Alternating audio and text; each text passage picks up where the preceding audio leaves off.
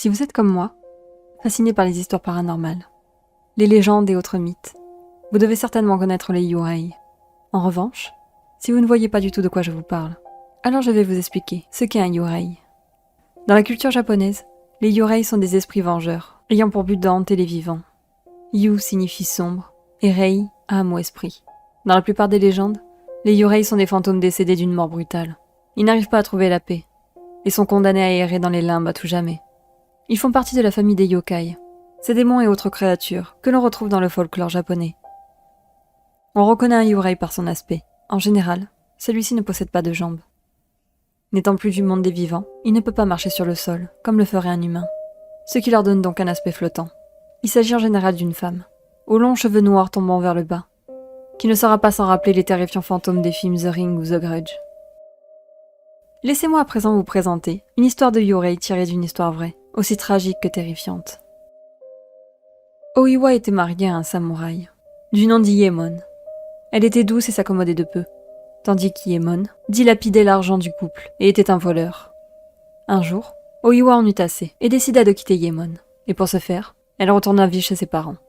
Iyemon la suivit, mais il fut stoppé par le père d'Oiwa, Yotsuya Samon. Samon savait qu'Iyemon était un vil personnage, et qu'il avait notamment volé de l'argent à son employeur. Alors, il ordonna à Iyemon de divorcer. Bien sûr, ça n'a pas plu à Iyemon, qui dégaina son épée et tua Samon. Ensuite, Iyemon retourna auprès d'Oiwa, lui raconta qu'un étranger avait tué son père en chemin, la supplia de retourner avec lui, et jura qu'il trouverait l'assassin de son père. Oiwa retourna vivre avec son mari, et peu de temps après, tomba enceinte. Ils eurent un fils, mais après l'accouchement, elle était souvent malade, ce qui irritait fortement Iyemon. Près de chez eux, vint s'installer la famille d'un riche docteur appelé Ito Kiei, qui avait une petite fille, prénommée Oume. Elle était belle, jeune, et tomba tout de suite sur le charme d'Iyemon. Le docteur adorait sa petite fille, et complota pour que cette dernière puisse épouser Iyemon.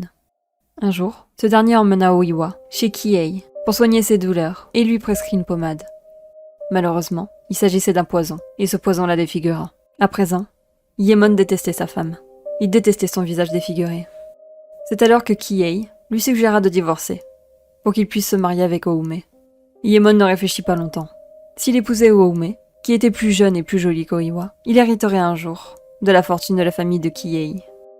Pour avoir assez d'argent pour épouser Oume, il mit en gage les affaires d'Oiwa, ses bijoux, ses kimonos et même les vêtements de leur fils. Puis il chercha une raison valable pour divorcer. Il fit appel à son ami Takuetsu pour la violer et ensuite l'accuser d'infidélité. Une nuit, Iyemon s'arrangea pour être absent, alors que Takuetsu pénétra dans la maison. Quand il aperçut Oiwa défigurée, il prit peur et abandonna le plan. Il dénonça le plan d'Iyemon et donna un miroir à Oiwa. Il faut savoir que Iyemon avait enlevé tous les miroirs de la maison, et Oiwa ne savait pas qu'elle était défigurée.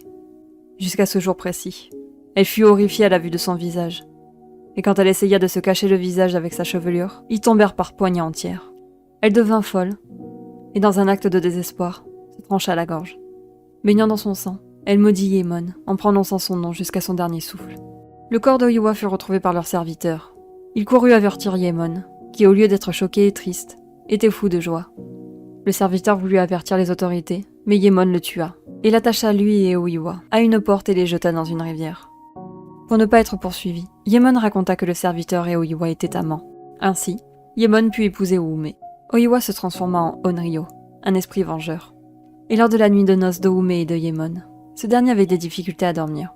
Il tournait encore et encore dans son lit. À un moment, il aperçut l'horrible visage d'Oiwa dans sa lanterne. Il sauta hors du lit pour récupérer son épée et commença à donner des coups d'épée en direction du fantôme. Cependant, le dernier coup, où il pensait avoir touché Oiwa, n'était qu'une illusion. Il avait en fait tué Oume. Il courut dans la chambre voisine pour alerter le grand-père de Oume. Mais c'est alors qu'il aperçut le spectre de son serviteur. L'épée toujours en main, Iyemon transperça ce qu'il pensait être le fantôme. Mais une fois de plus, ce n'était qu'une illusion. Et en fait, il avait tué Ito Kiei. Iyemon s'enfuit, mais partout où il allait, il voyait le visage défiguré d'Oiwa, et il l'entendait pleurer. On dit qu'elle le hanta sans arrêt, et il sombra dans la folie.